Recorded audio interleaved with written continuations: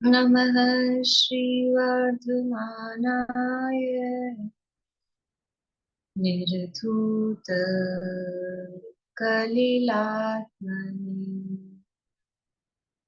सालोकानां त्रिलोकानां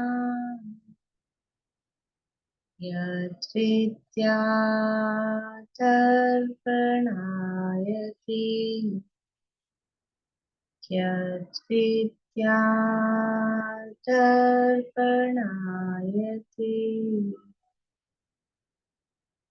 सकल पाप मल प्रक्षालक श्री वर्धमान को करूँ नमन लोकालोक प्रकाशित करें जिनकी विद्या है दर्पण जिनकी विद्या है दर्पण।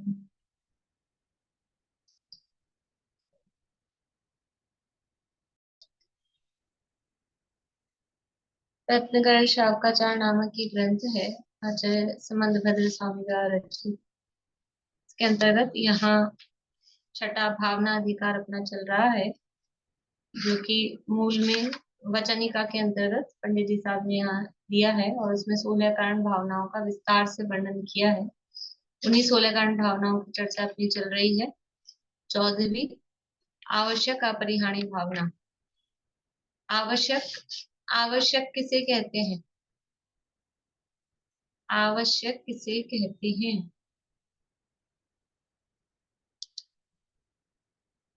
जो अवश्य करने योग्य होते हैं उसको आवश्यक कहते हैं।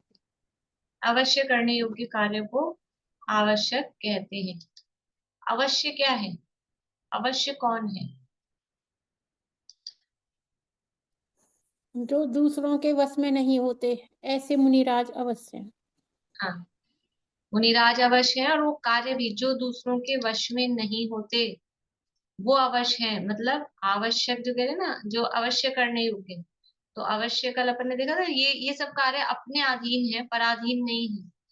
जो दूसरों के वश में नहीं है वह अवश्य है, तो वो कार्य भी अवश्य है और वो अवश्य करने योग्य ये जो कार्य है वो आवश्यक है। और जो दूसरों के वश में नहीं है ऐसे मुनिराज, वो अवश्य है।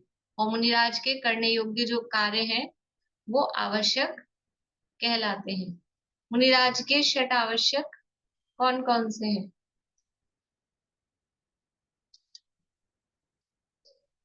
सामायिक, स्तवन, वंदन, प्रतिक्रमण और प्रत्याख्यान, कार्योत्सर्ग।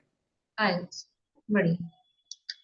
इसमें से अपनी चर्चा सामायिक, स्तवन और वंदना, इनकी चर्चा हो गई थी। प्रतिक्रमण का थोड़ा प्रारंभ किया था।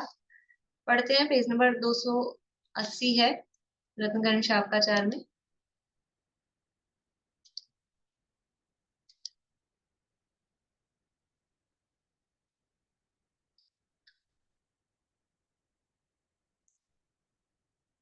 प्रतिक्रमण का अर्थ क्या है? प्रतिक्रमण का मतलब है लौट आना। लौट आना अर्थात जो पाप किए हैं उन पापों को मिथ्या करना, उन पापों के लिए प्रायश्चित करना, खेद व्यक्त करना, वो प्रतिक्रमण कहलाता है। तो प्रतिक्रमण किया जाता है भूतकाल के, मतलब जो पाप हो चुके हैं उनका त्याग करना। जो हो गए उनका त्याग कैसे करेंगे? कि अपनी उनको विचार करके, और ये हमने गलत काम किया, ऐसा ऐसा विचार करके खोटे काम किए हैं, इनका फल हमें ना मिले, ऐसी भावना भाग के वो उनका त्याग किया जाता है, उसको प्रतिक्रमण कहते हैं। जो वर्तमान में पाप हो रहे हैं उनके लिए की जाती है आलोचना। जो भविष्य के पाप हैं उनका किया जाता है त्याग, उसको कहते हैं प्रत्याख्यान। लेकिन जो भूतकाल में पाप हो चुके हैं उनका किया जाता है प्रतिक्रमण। तो ये पढ़ लेते हैं ऊपर से। संपूर्ण दिन में प्रमाद के वश होकर, कषायों के वश होकर, विषयों में रागी द्वेषी होकर, किसी एक इंद्रिय जीव का घात किया हो, निरर्थक प्रवर्तन किया हो, सदोष भोजन किया हो, किसी जीव के प्राणों का को कष्ट पहुंचाया हो, कर्कश कठोर मिथ्या वचन कहा हो, किसी की निंदा बदनामी की हो, अपनी प्रशंसा की हो, स्त्री कथा, देश कथा, भोजन कथा, राज्य कथा की हो, अदत्त धन ग्रहण किया हो, पर के धन में लालसा की हो, वे सब खोटे पाप किए हैं, बंध के कारण किए हैं। अब ऐसे पाप रूप परिणामों से भगवान पंच परम गुरु हमारी रक्षा करें। अब पाप तो खुद ने किए हैं, जीवों का घात किया, किसी को कष्ट पहुंचाया, हिंसा, झूठ, चोरी, कुशील, परिग्रह, 5 पाप कल अपन ने देखे थे एक एक लाइन में। अब ऐसे पापों से भगवान पंच परम गुरु हमारी रक्षा करें। पाप तुम करो, रक्षा वो करें, कि अब भगवान के पास जाके उनका खेद कर रहे हैं कि हमने किए, अज्ञानता में ये ऐसे ऐसे काम हमने किए। तो कह रहे हैं ऐसे परिणाम मिथ्या होवे, पंच परमेश्वरी के प्रसाद से हमारे पाप रूप परिणाम नहीं होवे। ऐसे भावों की शुद्धता के लिए कायोत्सर्ग करके पंच नमस्कार के 9 जाप करना चाहिए। देखो प्रतिक्रमण क्या है, वास्तव में तो जो पाप हो गया, कर दिया, वो तो हो गया, उसका त्याग कैसे करेंगे? तो उसका त्याग, वो तो काम हो चुका है, लेकिन अब उसका खेद व्यक्त करें अपने पाप का। पहली बात, ज्ञान तो हो हमने गलत काम किया, ये गलत काम होकर उसकी स्वीकृति, और अब आगे से हम ऐसा काम नहीं करेंगे, ऐसी अंदर की भावना, और फिर पंच परमेश्वरी की भक्ति इत्यादि, और उस पाप के प्रति अंदर जो खेद वर्त रहा है, तो उससे जो वो पूर्व का बांधा गया पाप था, वो उसके स्थिति अनुभाग समलोमंद पड़ते हैं, कम होते हैं, उनमें ढीलापन आता है, आकर्षण इत्यादि, संक्रमण इत्यादि उससे होते हैं। तो वास्तव में वो पाप का त्याग मतलब वो तो हुआ, लेकिन अब उसके प्रति जो खेद वर्त रहा है, उसका नाम प्रतिक्रमण है। और उससे वो जो पाप हुआ, गलत काम हुआ, तो अपने मन में एक मलिनता आ जाती है। प्रायश्चित कहते हैं ना, प्रायश्चित का अर्थ है कि वो चित्त में मलिनता आ गई, गलत काम कुछ हुआ तो चित्त में मलिनता आ गई। तो प्रायश्चित क्या चीज है कि अपने चित्त की मलिनता को दूर करना, प्रायः चित्त, चित्त को शुद्ध करना, उसका नाम प्रायश्चित प्रायश्चित है। बाकी तो जो हो गया वो हो गया, उसको क्या कर सकते हैं? आज ये चीज नहीं खानी थी और खा ली, अब क्या करो, निकालो पेट में से। तो भी एक बार तो खाई ली थी ना, तो वो कुछ नहीं हो सकता है। लेकिन उसके वो हमको ये नहीं खाना था और ये खा लिया, तो मन में जो मलिनता आई, अब कुछ भगवान के को निवेदन करके, भगवान को अपना दोष कह के, या कोई दूसरा कुछ नियम लेके, कुछ और त्याग करके, वो अपने मन की मलिनता को दूर करना, उसका नाम प्रायश्चित है। तो प्रतिक्रमण में भी ऐसे ही है कि वो जो पाप हमसे हुआ था पूर्व काल में, उस पाप से हमारे मन में मलिनता आ गई थी, तो अपने मन की मलिनता को दूर करना भावों की शुद्धता के लिए, तो भावों की शुद्धता के लिए कायोत्सर्ग करके पंच नमस्कार के 9 जाप करना चाहिए। तो ये बाहरी विधि बताई है। अब क्या करते हैं कि बाहर बस 9 बार जाप का मतलब है पंच परमेश्वरी के स्वरूप का चिंतन। नमस्कार मंत्र बोल रहे हैं, नमोकार मंत्र बोल रहे हैं, तो पंच परमेश्वरी के स्वरूप का विचार करना चाहिए। खाली नम नम नम नम करके हो गया हमारा प्रतिक्रमण, ऐसा नहीं। तो ये यहाँ पर बता रहे हैं इस प्रकार। अब ये प्रतिक्रमण कितनी प्रकार से कैसे कैसे करना चाहिए वो बता रहे हैं। संपूर्ण दिन की प्रवृत्ति को संध्या काल चिंतन करके पाप परिणामों की निंदा करना, वह दैवसिक प्रतिक्रमण है। 7 प्रकार के प्रतिक्रमण यहाँ बता रहे हैं। एक दैवसिक है। दैवसिक क्या है कि दिन भर में जो भी पाप हुए हो, उसको शाम को उसका विचार करना कि ये अपने से गलत काम हुए, आगे से ये काम, देखो अपने दिन भर का ये हिसाब लगाएंगे ना, तो अपने की ये यहाँ यहाँ ये दोष हुए हैं, तो ये ख्याल में आएंगे, तो कल वो दोष ना हो उसके लिए कुछ प्रयत्नशील हो सकते हैं। अब हिसाब ही नहीं लगाएंगे, पता ही नहीं गलतियां कहाँ हो रही है, तो जो आज किया वही कल करेंगे, वही परसों करेंगे, तो वो दोष बराबर लगता रहेगा। जिस प्रकार से व्यापारी होता है तो दिन भर माल बेचता करता है, जो भी है, शाम को अपना हिसाब किताब अपने जो उसका वही खाता होता है उसमें लिखता है, कि शाम को पूरा देखता है कितना आया, कितना गया, कितना उधारा रह गया, कहाँ गलती हो गई, किसी को कम पैसे दे दिए, किसी उससे ज्यादा पैसे ले लिए, जो भी कुछ भी, तो वो अब कल ये गलती नहीं हो और ये हिसाब किताब बराबर सही रहे, ऐसा वो विचार करता है। तो हम भी क्या करें कि दिन भर जो हमारा व्यापार धंधा हुआ, दिन रात शुभाशुभ भावों में मेरा व्यापार चला करता। तो ये जो व्यापार दिन भर चला, तो उन अपने भावों को, अपनी क्रियाओं को पकड़ने की कोशिश करें। ये प्रतिक्रमण बहुत अच्छी चीज है। करते नहीं है अपन, समझ लो करना ही चाहिए, क्योंकि ये अपने भावों को हम पकड़ पाते हैं कि कहाँ क्या गड़बड़ हो रही है। जब तक ये नहीं पकड़ पाएंगे अपने भारी क्रिया का, तो फिर भी ठीक है अपन कर लेते हैं, लेकिन क्रिया का फल तो 0.01% है। असली जो काम हो रहा है वो भावों में हो रहा है। तो अपने भाव पकड़ में आए कि कहाँ कहाँ किस तरह के अपने भाव हो रहे हैं। तो संपूर्ण दिन की प्रवृत्ति को संध्या काल चिंतन करके पाप परिणामों की निंदा करना वह दैवसिक प्रतिक्रमण है। किसके पाप परिणामों की निंदा करना? स्वयं की। हम क्या करते हैं? हम तो करते हैं निंदा। किसकी निंदा करते हैं? हमारी नजर बाहर, ये जो चमड़े की आंखें बाहर खुलती हैं, बाहर ही जाती हैं। ज्ञान नेत्र खोलना है।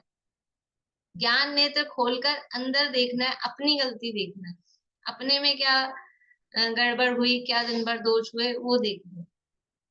ये दैवसिक हुआ। रात्रि संबंधी पापों को दूर करने के लिए प्रभात में प्रतिक्रमण करना वह रात्रिक प्रतिक्रमण है। दिन भर कैसे क्या परिणति रही, कैसी प्रवृत्ति रही, वो शाम को विचार करना। फिर शाम से लेके सुबह उठने तक क्या क्या क्या प्रमाद से हुआ, किस तरह के विचार आए, क्या जो भी गलती हुई, किस तरह के भाव रहे, उन सब का विचार सुबह उठते ही। नींदों में क्या गड़बड़ की, क्या परिणाम आ गया, कैसे दोष कुछ लग गए, उन सब का प्रतिक्रमण प्रातःकाल करते हैं, उसको बोलते हैं रात्रिक प्रतिक्रमण। मार्ग में चलने में दोष लग गया हो, उसकी शुद्धि के लिए जो प्रतिक्रमण है वह ऐर्यापथिक प्रतिक्रमण है। हम लोग सामयिक करते हैं तब बोलते हैं मेरे चलने में आने में जीवों की हिंसा हुई हो, विराधना हुई हो, मार्ग में गमन करने में। तो रास्ते में चलकर आ रहे हैं, मुंजात चलते हैं, विहार करते हैं। श्रावक भी घर से मंदिर और स्थानों पर गमन करते हैं। तो वो रास्ते में चलने में जो भी दोष लग गया हो, ये तो भाषा है, दोष लग गया हो मतलब ऐसा नहीं है डाउटफुल मामला, वही लगे तो कर लेना, नहीं लगे तो मत करना, ऐसा नहीं है। दोष लगता ही है। मार्ग में गमन करेंगे, विहार करेंगे, तो जीवों की, एक इंद्रियादि जीवों की, त्रस जीवों का घात भी होता है। ये चार हाथ जमीन देखकर मुंडात चलते हैं, चलाकर एक जीव के ऊपर पांव नहीं रखते, लेकिन फिर भी बहुत से त्रस जीव ऐसे होते हैं, बहुत सूक्ष्म होते हैं कि इतने ऊपर से नहीं दिख पाए, लेकिन उनको पाप क्यों नहीं लगता है? क्योंकि वो पूरी यत्नाचार पूर्वक प्रवृत्ति कर रहे हैं। वो इधर उधर देखते हुए, बातें करते हुए नहीं चल रहे, वो चार हाथ जमीन देखकर चल रहे हैं, फिर भी जीवों का घात हो ही जाता है। इसलिए वो प्रतिक्रमण करते हैं।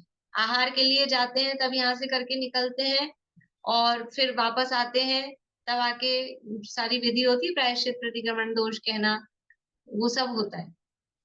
मार्ग में चलने में दोष लग गया है, उसकी शुद्धि के लिए जो प्रतिक्रमण होता है वह ऐर्यापथिक, ऐर्यापथिक मार्ग में जो लगा वो ऐर्यापथिक प्रतिक्रमण है। एक पखवाड़े के दोषों के निराकरण के लिए पाक्षिक प्रतिक्रमण है। अब ये जब हम सुबह, दिन भर का हम शाम को कर रहे हैं, रात भर का हम सुबह कर रहे हैं, रास्ते में चलने का अलग से कर रहे हैं, फिर भी कह रहे हैं 15 दिन में जो कुछ अपना हुआ हो एक पखवाड़े में, तो उसके लिए हर 15 दिन में पक्ष पूरा हुआ ना, जैसे आज अमावस्या है, ये पक्ष पूरा हुआ तो आज प्रतिक्रमण, तो फिर अब अलग से क्यों प्रतिक्रमण कर रहे हैं कि अरे फिर भी हम कर रहे हैं। ये सब पूरा व्यापारी के, इसमें उदाहरण ऐसे ही दिए हैं कि व्यापारी डेली की बनाता है अपनी, जो उसकी लेजर होती है, फिर उसके बाद में 15 दिन की, महीने भर का वो अलग अकाउंट, उसका हिसाब चलता है, फिर एनुअल अलग बनता है, सब करते हैं इस तरह से हिसाब। तो यहाँ पर भी कि हमने किया रोज, लेकिन फिर भी इस पूरे पक्ष में जो कुछ हमसे दोष लगा उसको वापस से रिवाइज करके, रिकॉल करके, और फिर उसका प्रतिक्रमण करना, वो पाक्षिक प्रतिक्रमण है। 4 माह के दोषों के निराकरण के लिए चातुर्मासिक प्रतिक्रमण है। इसी तरह से अब चौमासा, 4-4 महीने के लिए जो प्रतिक्रमण किया जाता है वो चातुर्मासिक। 1 वर्ष के दोषों के निराकरण के लिए सांवत्सरिक प्रतिक्रमण है। पूरे साल के दोषों के निराकरण के लिए सांवत्सरिक प्रतिक्रमण किया जाता है। समस्त पर्याय जीवन भर के समस्त दोषों के निराकरण के लिए अंत्य संन्यास मरण के पहले जो प्रतिक्रमण है वह उत्तमार्थ प्रतिक्रमण है। पूरे जीवन के दोषों के लिए फिर से अंत में, जीवन के अंत समय में जब संन्यास मरण धारण किया तब फिर से प्रतिक्रमण किया जाता है, उसका नाम उत्तमार्थ प्रतिक्रमण है। ऐसा 7 प्रकार का प्रतिक्रमण है। उसमें से गृहस्थ को संध्या तथा प्रभात के समय तो अपना नफा टोटा अवश्य देखने योग्य है। ये देखो, इसमें बात चल रही है मुनिराजों की, लेकिन फिर भी कह रहे हैं गृहस्थ को ये तो अवश्य करने योग्य है। दिन भर क्या गड़बड़ हुई वो शाम को, और शाम से लेके सुबह तक में क्या कोई दोष हुए, वो सुबह उठते से ही जब नौवाण ओंकार मंत्र बोलते हैं उस समय बराबर वो प्रतिक्रमण करना चाहिए। जब यहाँ 150 रुपए का व्यापार करने वाला भी शाम को लाभ हानि देखता है, तो इस मनुष्य जन्म की जिसकी एक एक घड़ी करोड़ों के धन में दुर्लभ है, चली जाने के बाद मिलती नहीं है, उसका विचार भी अवश्य करने योग्य है। अब कैसे क्या विचार करें वो भी यहाँ बता रहे हैं। आज मेरा परमेश्वरी के पूजन में, स्तवन में कितना समय गया, स्वाध्याय में, पंच परम गुरु की जाप में, शास्त्र श्रवण में, तत्वार्थ की चर्चा में, धर्मात्मा की वैयावृत्ति में कितना समय गया। ये विचार करना है कि कहाँ कहाँ कितना समय गया।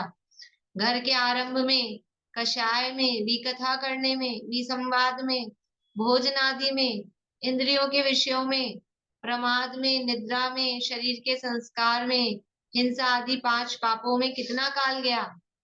यानी इधर धर्म ध्यान रूप, व्यवहार धर्म ध्यान रूप शुभ भाव में कितना समय गया, और आरंभ परिग्रह के कामों में उसमें कितना समय गया। इस प्रकार विचार कर पाप में बहुत प्रवृत्ति हुई हो तो अपने को धिक्कार देकर एवं पाप बंध के कारणों को घटाकर धर्म कार्य में आत्मा को युक्त करना योग्य है। जब भी हिसाब लगाएंगे कि किधर किधर का पलड़ा भारी हो रहा है, पाप कार्यों का पलड़ा भारी हो रहा है, तो जैसे जिस भी प्रकार से बने उसको कम करना, घटाना। और इधर अब इधर शुभ में प्रवर्तन की कह रहे हैं, और वास्तव में तो वो शुभ भी किसके लिए कर रहे हैं कि हम शीघ्रता से जल्दी शुद्ध भाव को प्राप्त कर सके, अपने आत्म स्वरूप को प्राप्त कर सके। वही लक्ष्य रहना चाहिए, शुभ का लक्ष्य नहीं होता। शुभ तो माध्यम है, रास्ता है, बीच में आने वाला है। पंचम काल में प्रतिक्रमण ही परमागम्य धर्म कहा है। आत्मा के हित अहित के विचार में निरंतर उद्यमी रहना योग्य है। यह प्रतिक्रमण आत्मा की बड़ी सावधानी करने वाला तथा पूर्व में किए पापों की निर्जरा करने वाला है। प्रतिक्रमण से पूर्व में किए गए पापों की निर्जरा तो किस तरह से होती है कि प्रतिक्रमण करने से वो अभी जो शुरू में कहा था, पूर्व में बंधे हुए पाप भी अपकर्षित, संक्रमित इत्यादि रूप से हो जाते हैं, उनके स्थिति अनुभाग कम हो जाते हैं, तो इस तरह से वो उस रूप से निर्जरा हुई, ऐसा कहने में आता है। आगे है प्रत्याख्यान। आगामी काल में पाप का आश्रम रोकने के लिए पापों का त्याग करना कि मैं भविष्य में ऐसा पाप मन वचन काय से नहीं करूंगा, वह प्रत्याख्यान नाम का आवश्यक है, जो सुगति का कारण है। भविष्य में पाप नहीं करूंगा, प्रत्याख्यान किया जा रहा है भविष्य के पापों का त्याग। प्रतिक्रमण क्या, कौन से पापों का त्याग था प्रतिक्रमण में?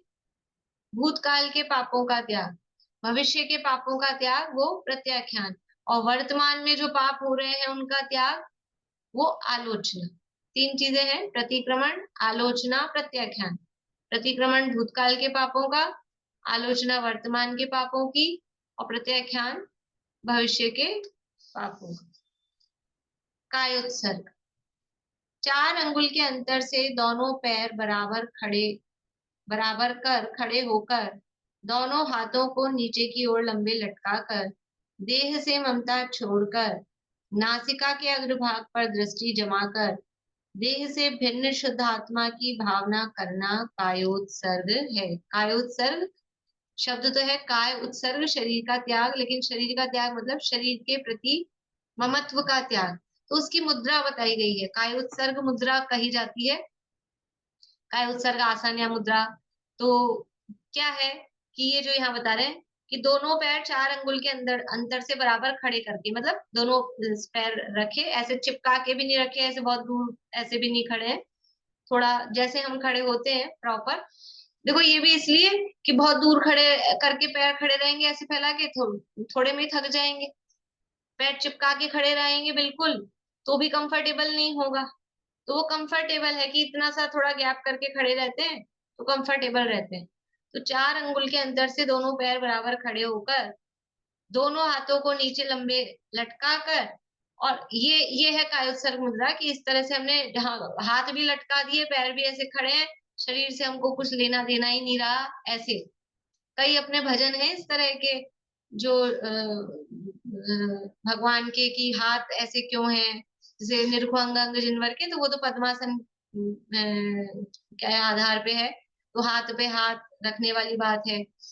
एक शायद देखो जी आदिश्वर स्वामी में आता है, या फिर कोई भूदर शतक में है, भूदर शतक में है शायद, वो शुरू में कोई आदिनाथ भगवान की या ऐसे कोई स्तुति में ही है कि हाथ ऐसे लटका दिए, हाथों से कुछ करना नहीं है तो हाथ ऐसे लटका के खड़े हैं। वो लाइन तो नहीं याद आ रही मुझे, उसका भाव ऐसे है, मतलब जैसे अब कुछ काम नाम नहीं है वहां हमने हाथ लटका के छोड़ दिए, इस तरह से। तो ऐसे ये कायोत्सर्ग मुद्रा है, दोनों हाथों को नीचे लंबे लटका कर, देह से ममता छोड़कर, नासिका के अग्रभाग पर दृष्टि जमा कर। नासिका के अग्रभाग पर दृष्टि जमा कर का भी मतलब क्या है, मतलब कोई बुद्धि पूर्वक चला के अब मुझे नाक देखनी है ऐसा नहीं, लेकिन जब ये नासिका के अग्रभाग पर दृष्टि जमाते हैं ना, तो बाहर की वस्तुएं देखने में नहीं आती। आंख पूरी बंद करके बैठ जाएंगे तो हो सकता है प्रमाद आ जाए, नींद आ जाए। आंख बंद करने पर नींद आने की पॉसिबिलिटीज ज्यादा है, नींद आ जाती है जल्दी से, बंद ही करके बैठे हैं तो प्रमाद भी नहीं करना है। और आंख खोल के बैठेंगे तो सामने कोई आएगा जाएगा, जो भी वस्तुएं होंगी वो दिखेंगी तो उधर उपयोग जाएगा, कोई ना कुछ तो दिखेगा ना, रंग वंग जो भी है तो वो दिखेगा। तो ये नासाक दृष्टि है कि हम आंखें बंद भी नहीं है, जागृत भी है, और सामने क्या है वो अच्छे से कोई क्लियर नहीं दिखता है। जब इधर नासाक दृष्टि होती है तो कौन आ रहा है जा रहा है अच्छे से वो खबर नहीं रहती, इसलिए नासाक दृष्टि की बात कही है। नासिका के अग्रभाग पर दृष्टि जमा कर, देह से भिन्न शुद्धात्मा की भावना करना। करना क्या है ये सब करके, ये सब करने से क्या असर हो गया, पैर बराबर करके खड़े हो गए, हाथ लटका दिए, नासाक दृष्टि कर ली, अंदर अब भावना क्या है, देह से भिन्न शुद्धात्मा की भावना, उसका नाम कायोत्सर्ग है। निश्चल पद्मासन से भी तथा खड़े होकर भी कायोत्सर्ग किया जा सकता है, पद्मासन से भी कायोत्सर्ग किया जा सकता है। दोनों ही अवस्थाओं में शुद्ध ध्यान के अवलंबन से ही सफल कायोत्सर्ग होता है। ये 6 आवश्यक परम धर्म रूप हैं, इनकी पूजा करके पुष्पों की अंजलि क्षेपना, अर्घ उतारण करना योग्य है। इन 6 आवश्यकों के परमागम में 6 भेद कहे हैं। देखो एक बार सामान्य स्वरूप बता दिया 6 आवश्यक का, अब 6 के 6 भेद बता रहे हैं। कौन से 6 भेद बता रहे हैं, नाम, स्थापना, द्रव्य, क्षेत्र, काल, भाव, ये 6 प्रकार से जानना। या तो अपन कहते हैं द्रव्य, क्षेत्र, काल, भाव 4 प्रकार, तो और फिर जो निक्षेप है नाम, स्थापना, द्रव्य, भाव, तो द्रव्य भाव दोनों में कॉमन आ रहा है, तो इस तरह से वो कॉमन को मिला के 6 हो गए, नाम, स्थापना, द्रव्य, क्षेत्र, काल, भाव, 6 प्रकार से। देखिए कैसे हैं, सामायिक के 6 भेद, यानी नाम सामायिक, स्थापना सामायिक, द्रव्य सामायिक, क्षेत्र सामायिक, काल सामायिक, भाव सामायिक। तो नाम सामायिक क्या है, शुभ अशुभ नाम को सुनकर राग द्वेष नहीं करना। कोई भी नाम है उस नाम में राग द्वेष नहीं करना। कैसा नाम है, किसी का नाम मान लो, जो भी नाम होते हैं, तो किसी का नाम जो भी हो उसको नाम को सुन के ये कैसा नाम है, ये क्या नाम हुआ, कुछ भी नाम रखते हैं आजकल, तो पता नहीं कौन कौन से यूनिक नाम रखते हैं। तो मैं किसी का नाम नहीं लेना चाहती हूँ कोई भी, ये क्या नाम हुआ ऐसा कुछ भी, मैं यहाँ भी जो नहीं है फिर भी कोई नाम लूं तो किसी ना किसी का तो होगा ही कुछ। तो वो नाम को देखकर उसमें राग द्वेष नहीं करना, ये नाम सामायिक। फिर है स्थापना सामायिक, कोई स्थापना प्रमाण, देखो सामायिक का अर्थ क्या लेके चल रहे हैं, राग द्वेष से रहित समता भाव। तो नाम है, नाम में राग द्वेष नहीं करना। अब स्थापना है, स्थापना में राग द्वेष नहीं करना। कोई स्थापना प्रमाण आदि से सुंदर है, कोई प्रमाण आदि से हीनाधिक होने के कारण असुंदर है। उनमें राग द्वेष का अभाव, वह स्थापना सामायिक है। जैसे मूर्ति बनी, समझ लो गांधी जी की मूर्ति बनाई, तो गांधी जी की मूर्ति में क्या होती है, गांधी जी की स्थापना होती है। जैसे कहते हैं ना ये गांधी जी है, तो वो मूर्ति बनाई है, उनके आकार प्रकार की स्थापना होती है। तो अब वहां वो बहुत अच्छी बनी हुई है, इसमें ये इनकी ये नाक थोड़ी ऐसी बनी है, ये इनका ऐसा चश्मा ऐसा बना दिया है, ये थोड़े मोटे बना है, ये पतला बना है। तो ऐसा करके उसमें राग द्वेष करना, उस स्थापना में राग द्वेष करना, वो राग द्वेष नहीं करना, वो स्थापना सामायिक है। और भी समझ लो, अपने जो भी मांडले वगैरह बनते हैं, तो भारत नृत्य है, तो वहां कोई उसका लिखा है कि चित्र बनाया है, जो भी कुछ किया है मांडले पर, और भी अलग अलग जो भी विधान होते हैं, तो उनमें ये सुंदर है या सुंदर है, ये अच्छा है ये बुरा है, ऐसा उनमें राग द्वेष का अभाव व स्थापना सामायिक है। फिर द्रव्य सामायिक, सोना चांदी रत्न मोती इत्यादि तथा मिट्टी लकड़ी पत्थर कांटे छार राग धूल इत्यादि में राग द्वेष रहित सम देखना, वह द्रव्य सामायिक है। जो भी द्रव्य हैं, जो भी वस्तुएं हैं, यहाँ मुख्य रूप से द्रव्य में पुद्गल की बात ले रहे हैं, लेकिन अपन जीवों की भी बात ले सकते हैं कि जीवों में राग द्वेष नहीं करना, जीव द्रव्य में, वो द्रव्य सामायिक, द्रव्य अपेक्षा से देखें तो वो द्रव्य सामायिक हो सकती है। और बाहर में जो भी पदार्थ हैं, चाहे गंदगी दिखे, कीचड़ दिखे, चाहे अच्छा बाग बगीचा दिखे, चाहे सोना हो, चाहे राख हो, हीरा जवाहरात हो, कोयला हो, उसमें समता भाव रखना, राग द्वेष नहीं करना, वो द्रव्य सामायिक है। फिर क्षेत्र सामायिक, महल उपवन आदि रमणीक, शमशान आदि अरमणीक क्षेत्र में राग द्वेष नहीं करना। ये कैसा क्षेत्र है, ये कैसा क्षेत्र है, ये अच्छा है ये बुरा है, ऐसा नहीं करना है, क्षेत्र सामायिक। हिम शिशिर बसंत ग्रीष्म वर्षा शरद ऋतुओं तथा रात्रि दिन शुक्ल पक्ष कृष्ण पक्ष इत्यादि काल में राग द्वेष नहीं करना। देखो, अब ये अपन पढ़े तो जा रहे हैं, अपने को देखना है कि क्या हम ऐसा करते हैं, किसी के नाम को सुनकर ही अच्छा बुरा है, किसी स्थापना को देखकर करते हैं, बहुत सारी चीजों को, मतलब स्थापना का मतलब खाली मूर्ति से ही नहीं लगाना। रोटी बनी तो ये गोल बनी कि नहीं, ये अच्छी बनी कि नहीं, इसकी शेप कैसे आ गई, कुछ भी चीजें हम बनाते हैं, भोजन सामग्री बनाते हैं, तो कुछ ना कुछ शेप होती है ना उनकी, इसकी शेप अच्छी नहीं आई, इसका ये अच्छा नहीं आया, उसमें राग द्वेष करते रहते हैं। द्रव्यों में, ये पदार्थ अच्छा है, ये पदार्थ बुरा है, ये रंग अच्छा है, ये रंग बुरा है, ऐसा द्रव्यों में राग द्वेष करते हैं। क्षेत्र में, काल में बहुत ज्यादा करते हैं। क्या करते हैं, किसी दिन अपने को एक दो काम बिगड़ जाए सुबह से लेके, फिर क्या कहते हैं, आज का तो मेरा दिन ही खराब है, वो दिन में ही, वो काल, दिन मतलब वो काल, ये टाइम गड़बड़ रहता है। और जो ऐसा करते हैं ना, जैसे कुछ काम करना हो, मुहूर्त वगैरह, मुहूर्त से मतलब जैसे ऐसा होता है अपने जयपुर में, मान लो जापे के बाद मंदिर जाना हो, या कोई शादी विवाह में, या 12वें का ही करना होता है घड़ों का टाइम, तो ये वाला दिन अच्छा नहीं है, आज ये तिथि टूट रही है, ये वाला वार अच्छा नहीं है, ऐसा करते हैं कि नहीं करते हैं। पहली बार बहू को पियर भेजना हो कि पियर से बुलाना हो, ये सब करते रहते हैं, इस दिन नहीं लाना है, इस दिन नहीं बुलाना है, इस दिन भेजना है, इधर चलता है ज्यादा, हो सकता है बाहर नहीं चलता, उधर एमपी साइड में, जयपुर में हाँ मतलब मारवाड़ियों में चलता है, मारवाड़ियों में चलता रहता है। तो काल में राग द्वेष करते हैं, ये काल अच्छा, ये काल खराब, ऐसा। और भी हम करते हैं, आपस में बात करते हैं, तो सर्दियां अच्छी है कि गर्मियां, तो कोई कहेगा सर्दियां बढ़िया रहती है, ये लाभ है, वो लाभ है, वो लाभ है, कोई कहेगा गर्मियां अच्छी रहती है, ये भी क्या है, वो टाइम के काल के हिसाब से कर रहे हैं ना, उसमें राग द्वेष, जगह के हिसाब से, काल के हिसाब से, तो ये सब व्यर्थ के ही पाप है, व्यर्थ के ही राग द्वेष है। अब हम कुछ भी कहो, चाहे सर्दियां अच्छी हों कि गर्मियां अच्छी हो, वो तो अपने हिसाब से ऋतु परिवर्तन होगा ही। आप अच्छा कहोगे तो वो सोचेगी अच्छा ये मेरी प्रशंसा करती है, ये मुझे ज्यादा चाहती है तो मैं सर्दियां रहूं। या कोई गर्मी सोचे कि ये मेरी प्रशंसा कर रहे हैं तो वो गर्मी ज्यादा आ जाए, ऐसा थोड़ी ना कुछ होने वाला है। वो तो अपने परिणमन के हिसाब से परिणमन होना है, जैसा होना है। धूप तेज पड़नी है कि आज ठंडी हवा चलनी है, बर्फीली हवा चलनी है कि आज बदल होने हैं, अपने हिसाब से होगा। मई जून में भी होगा, अप्रैल में भी होगा, और दिसंबर जनवरी में भी होगा। जब जैसा परिणमन जैसा होना है वैसा होगा। इसमें राग द्वेष क्या करना है। ये हुआ काल सामयिक। कौन सा पक्ष अच्छा है, शुक्ल पक्ष अच्छा है कि कृष्ण पक्ष अच्छा है, ऐसे पक्षों में ऋतुओं में ये सब राग द्वेष नहीं करना, वो काल सामयिक। भाव सामयिक, सभी जीवों को दुख नहीं हो ऐसा मैत्री भाव करते हुए अशुभ परिणामों का अभाव करना, वह भाव सामयिक है।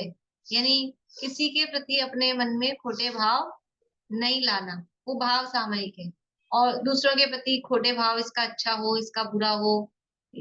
अब क्रिकेट मैच चलता है, चल रहे ना 2020, तो अब कोई तो इंडिया है नहीं उसमें, सब मिक्स हैं, तो किसी एक शहर को ही अपना बना लेते हैं। और अब कई कई तो ऐसे हैं, मान लो कोई कोई लोग ऐसे हैं जिनके शहर नाम का शहर का है ही नहीं, तो फिर भी किसी भी टीम को जिसका प्लेयर अच्छा होता है उसको अपना बना लेते हैं। और फिर दो दो टीम का मैच हो रहा है, तो एक को अपना बना के ये जीते ये जीते ये हारे, उसमें राग द्वेष कर रहे हैं। अपना कोई है नहीं, मतलब उपचरित असद्भुत व्यवहार ऐसे दूर दूर तक भी अपना कोई नहीं है।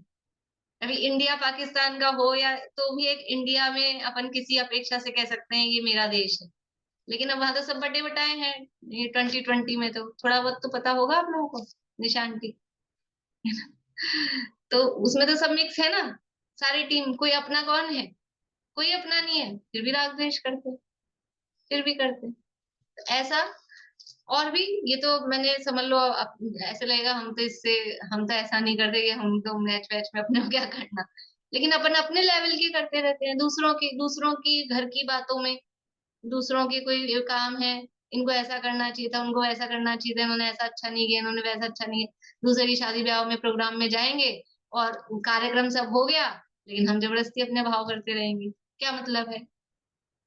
चलनी कुछ है नहीं, किसी ने आपसे राय मांगी नहीं, कार्यक्रम हो ही चुका है, कुछ होना है नहीं, फिर भी करेंगे। चाहे मंदिर में कोई प्रोग्राम हुआ हो तो उसमें अपनी अपनी बोलेंगे, घर में हुआ हो किसी दूसरे के हुआ हो, बोलते हैं। मतलब वो नेचर है ना इस तरह की राग द्वेष करने की। तो ऐसा राग द्वेष नहीं करना, वो भाव सामायिक है। इस प्रकार सामायिक के 6 भेद कहे हैं। स्तवन के 6 भेद। 24 तीर्थंकरों का अर्थ सहित 1008 नामों द्वारा स्तवन करना वह नाम स्तवन है। 6 भेद यही वाले चलेंगे, नाम स्थापना द्रव्य क्षेत्र काल भाव। तो ये नामों से स्तवन करना वो नाम स्तवन है। फिर अब स्थापना के लिए बता रहे हैं, तीर्थंकरों के अरहंतों के अनेक कृत्रिम अकृत्रिम प्रतिबिंबों का स्तवन वह स्थापना स्तवन है। देखो, नाम लेके स्तवन किया तीर्थंकरों के नाम, उसमें हमको नाम हाईलाइट हो रहा है, नाम से कर रहे हैं, तो वो नाम स्तवन हुआ। और हम कृत्रिम अकृत्रिम जिन बिंबों के आधार पे कि कहाँ कहाँ अर्घ जो चढ़ाते हैं, अलग अलग तरह से अर्घ चढ़ा रहे हैं, वो भी उसमें आएगा स्तवन में। तो नाम के आधार पे मान लो 1008 नाम वाला अर्घ चढ़ा रहे हैं, तो वो नाम स्तवन के अंतर्गत आएगा। कृत्रिम अकृत्रिम जिनालयों को अर्घ चढ़ा रहे हैं तो वो स्थापना के अंतर्गत है, तो वो स्थापना स्तवन है। अब द्रव्य स्तवन, समौ शरण में स्थित अरहंतों की देह प्रभा प्रातिहार्य आदि का स्तवन करना वह द्रव्य स्तवन है। द्रव्य से ये भक्तामर में जैसे जो कि अष्ट प्रातिहार्य वाले हैं, कैसे हैं भगवान, कैसा है उनका शरीर, जैसे सोने जैसा आपका शरीर, इस तरह का। तो ये स्तवन कर रहे हैं, समावशरण का आधार पे स्तवन कर रहे हैं, छत्रजमल भामंडल के आधार पे स्तवन कर रहे हैं, ये सब है द्रव्य स्तवन। क्षेत्र स्तवन, कैलाश समेधाचल उज्जैन गिरनार पावापुर चंपापुर आदि निर्वाण क्षेत्रों का तथा समावशरण में धर्मोपदेश के क्षेत्र का स्तवन वह क्षेत्र स्तवन। निर्वाण क्षेत्र आदि को अर्घ्य चढ़ाते हैं अपन, याद करते हैं, तो ये सब क्या है, वो क्षेत्र स्तवन है। निर्वाण कांड पढ़ते हैं तो वहां पर भी उन निर्वाण भूमियों को सिद्ध क्षेत्रों को याद करते हैं, तो ये क्षेत्र स्तवन। फिर गर्भ जन्म तप ज्ञान निर्वाण कल्याण के काल का स्तवन, वो काल स्तवन है, काल के आधार पर। अब रोज रोज आते हैं ना कुछ कल्याणक, तो आज अनंतनाथ भगवान का ज्ञान कल्याणक भी है, मोक्ष कल्याणक भी है, अरनाथ भगवान का मोक्ष कल्याणक है। तो ऐसे अब वो ये याद करके उनकी पूजन करी कि अर्घ चढ़ाया, तो ये काल स्तवन है। महावीर जयंती आने वाली है, अभी आदिनाथ जयंती थी, तो इस आधार पे काल स्तवन। फिर केवल ज्ञान आदि अनंत चतुष्टय भावों का स्तवन वह भाव स्तवन है। केवल ज्ञान आदि ये भावों का, उसके आधार पे भगवान की स्तुति करना, वो भाव स्तवन है। वंदना के 6 वेद, ये अब इसमें तो क्या है, ये कॉमन रूप से किया, स्तवन में कॉमन है, कॉमन रूप से तीर्थंकर, मतलब पर्टिकुलर तीर्थंकर की नहीं, लेकिन जैसे जो कल इसमें आया था ना, स्तुति में बताया था, जैसे समझ लीजिए किसी इसमें आता है, अपने इसमें समझ लो मेरी भावना में, बुद्ध वीर जिन हरिहर ब्रह्मा या उसको स्वाधीन कहो, तो ये जो किया ये नाम स्तवन हुआ। अब कृत्रिम जिनालयों को अर्घ चढ़ाया, उसमें कोई नहीं, जितने भी हैं 3 लोक में कृत्रिम जितने भी चित्तालय उनको अर्घ चढ़ाया, तो ये स्थापना स्तवन हो गया, सामान्य रूप से कर रहे हैं।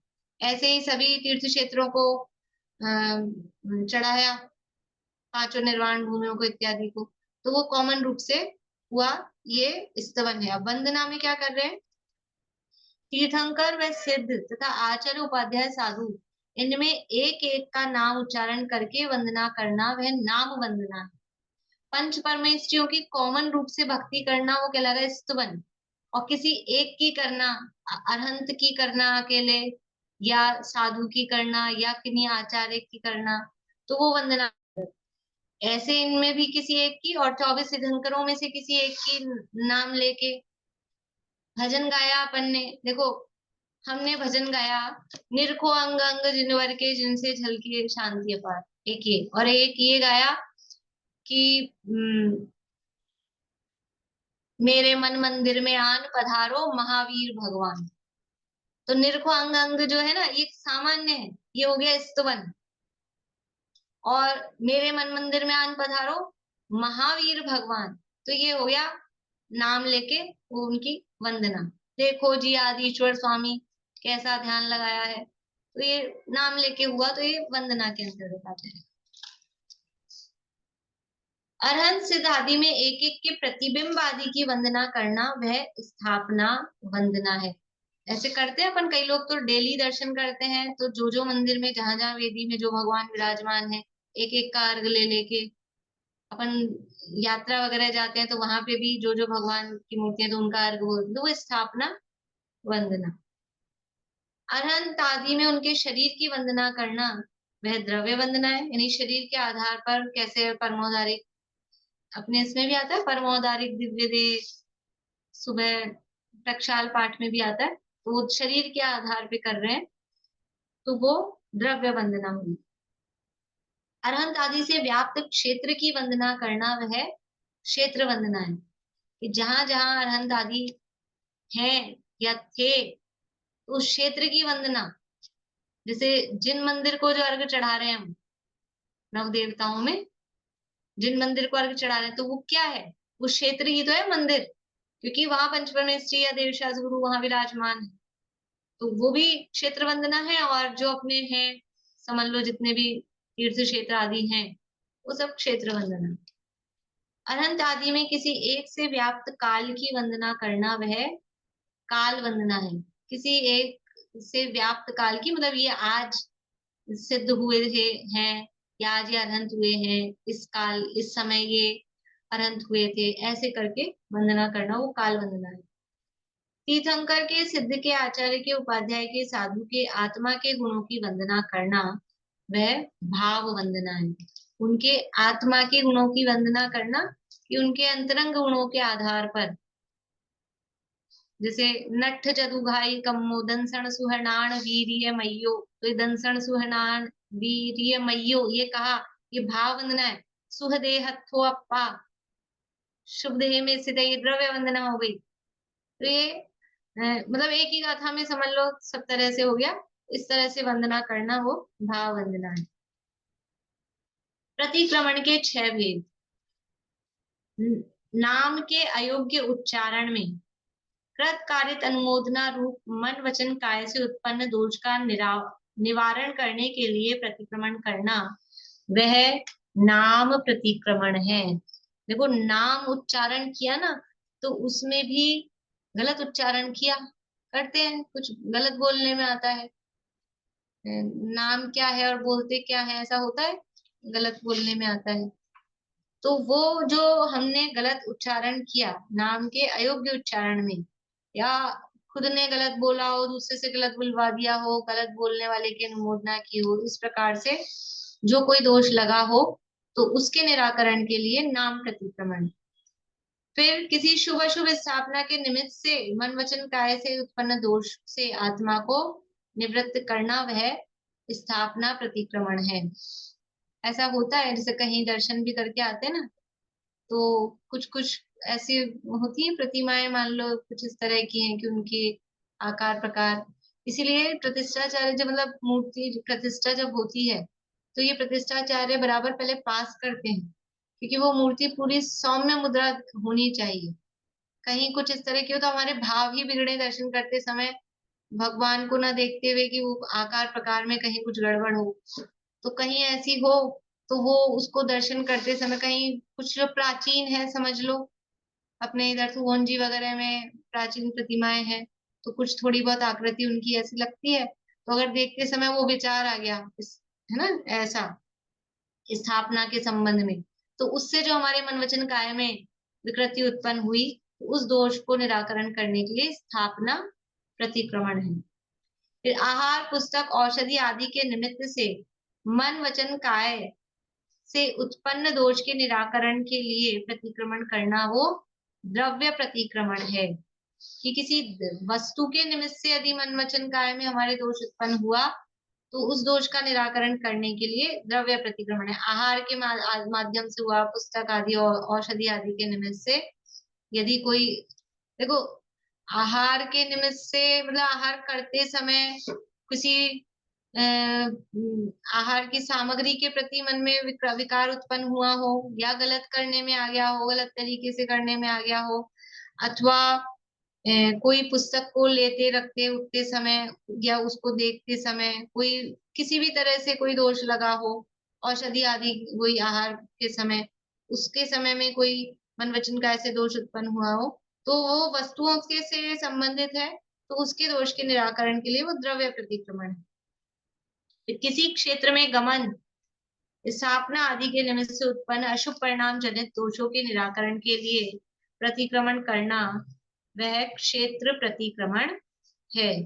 किसी क्षेत्र में जा रहे हैं, आ रहे हैं, गमनागमन किया है, या स्थापना आदि के लिए गए हैं, और फिर उस क्षेत्र में के लिए कोई दोष उत्पन्न मन में हो गया हो, तो उसका प्रतिक्रमण। देखो अभी तो कहा था सामायिक में, क्षेत्र सामायिक में, कि क्षेत्र को देखकर राग द्वेष नहीं करना, है ना। लेकिन अगर राग द्वेष उत्पन्न हो गया हो, सामायिक रूप नहीं रह पाए और राग द्वेष हो गया, तो इसलिए उसके लिए क्या है फिर प्रतिक्रमण। जो जो सामायिक में कहा था ना, शुभ शुभ नाम में नहीं करना राग द्वेष, शुभ शुभ स्थापना में राग द्वेष नहीं करना, वो तो कह रहे हैं नहीं करना, सामायिक रूप रहना। लेकिन सामायिक रूप नहीं रह पाए, दोष लग गया, तो फिर उसके लिए रिवर्स करना, प्रतिक्रमण करना, वही बात कह रही। दिन रात्रि पक्ष ऋतु शीत उष्ण वर्षा काल के निमित्त से उत्पन्न अतिचार को दूर करने के लिए प्रतिक्रमण करना वह काल प्रतिक्रमण है। किसी काल के निमित्त से जो दोष लग गया हो, तो वो काल प्रतिक्रमण है। राग द्वेष आदि भावों से उत्पन्न दोष को दूर करने के लिए प्रतिक्रमण करना वह भाव प्रतिक्रमण है। इस प्रकार प्रतिक्रमण के 6 भेद कहे हैं। अभी प्रत्याख्यान है और कायोत्सर्ग है, और फिर गृहस्थ के 6 प्रकार भी हैं, तो ये पूरा नहीं हो पाएगा। मैं सोच रही थी पूरा कर लेंगे, लेकिन इसलिए थोड़ा फास्ट भी ले रही थी। कल ही इसको पूरा, मतलब मंडे को ही इसको पूरा करेंगे, और फिर आगे मार्ग प्रभावना भावना की चर्चा मंडे को करेंगे। अभी यही पूरा।